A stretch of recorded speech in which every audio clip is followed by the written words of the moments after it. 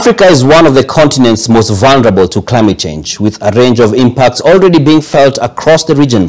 These impacts include more frequent and severe droughts, floods, heat waves, and rising sea levels.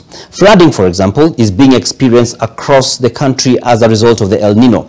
In order to adapt and mitigate the impacts of the climate change, all hands are needed on deck. Nation Media Group is leading the way on this front and has held the Earthwise Summit, the first of many bringing together thought leaders to explore solutions to the climate crisis.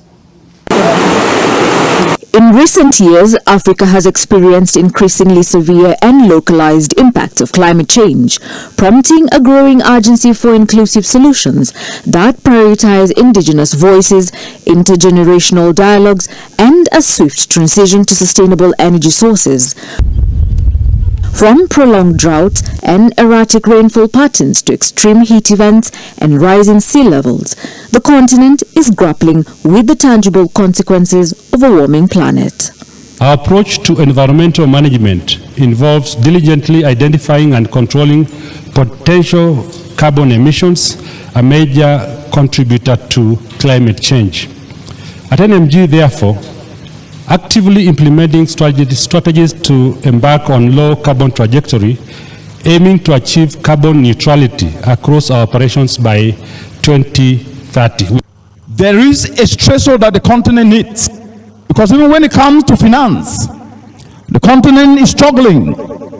Just 2 weeks ago, the United Nations Environment Programme released its 2023 Adaptation Gap Report, which underscored that the adaptation gap is increasing, and the gap is such that the world, especially developing countries, which most of them are in the African continent, need 10 to 18 times as much finance to be able to drive adaptation. The increased global heating. At the inaugural Climate Summit, the call to transition out of fossil fuels was loud. A fundamental component of addressing climate change in Africa is a rapid transition to renewable energy sources. Kenya is already making strides in this area and has managed to grow its energy mix to about 90%, but more still needs to be done. This continent hasn't truly internalized what is at stake. We still have the polluter calling the shots, which is why we've been made to believe that there is a climate problem that Africa needs to address when we haven't caused it in the first place. Indigenous communities across Africa, deeply connected to the land and its rhythms, are on the front lines of climate change. Traditional knowledge held by these communities, passed down through generations, has proven invaluable in adapting to changing environmental conditions. However, the accelerated pace of climate change has outpaced many traditional coping mechanisms, putting immense pressure on these communities. Today, as I speak, that particular article in the Constitution, there is no single community land that has been registered for hunter-gatherer communities in Kenya.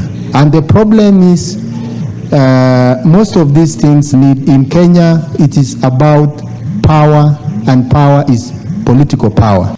My desire is to live in a beautiful environment. In response to these challenges, there is a growing recognition of the need for inclusive decision-making processes that amplify the voices of the youth. As the international community works towards climate resilience, and sustainability solutions must be grounded in the diverse perspectives and knowledge that have sustained communities for generations. And as curtains close on the inaugural Earthwise Summit, the Nation Media Group hopes to walk this journey with you, our viewers, towards a future that is Earthwise here. Helen Aura, NTV.